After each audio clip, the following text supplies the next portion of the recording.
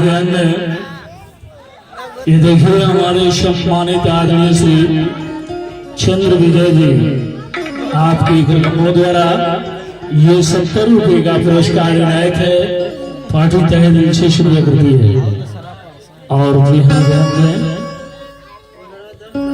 देखिए धन्यो जय माल सजावट डेकोरेशन रोहना रेस्टोरेंट पलिया की धरती से चल कर आए हैं प्रोप्राइटर अमरनाथ जी आपकी कलमों द्वारा ये देखिए बिल्कुल सामने बैठे हैं। आपकी कलमों द्वारा ये 30 रुपये का पुरस्कार इनायत है।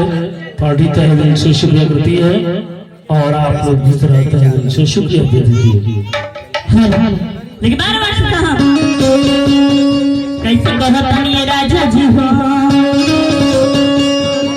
हर तेरे ही थी मैं तकाल करी देवा ए जी हमारे राजा जी हमरा के धोखा दे के चल गए हर तेरे ही थी मैं तकाल करी देवा बेहतरी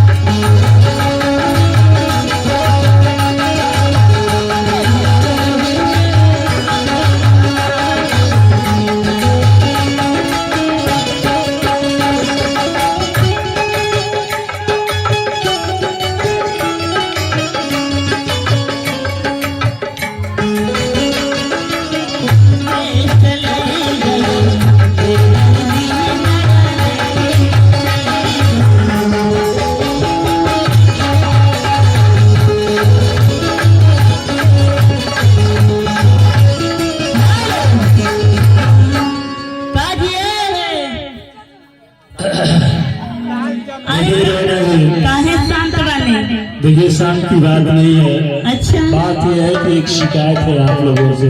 क्या है?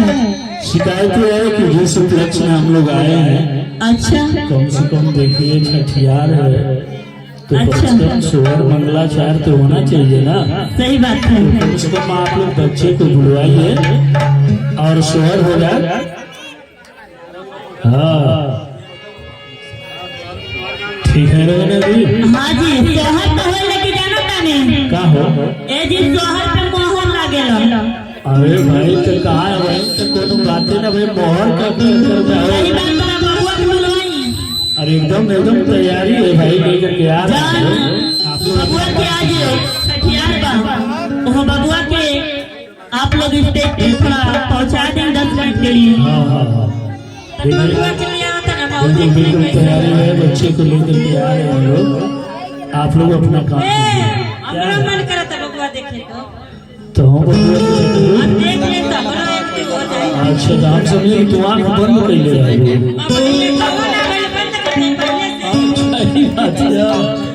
तो चिंता मत कीजिए। ओहो तो घबरा क्यों रही है? अबे आपकी उम्र तो चली नहीं रही है तो क्या चिंता करोगे?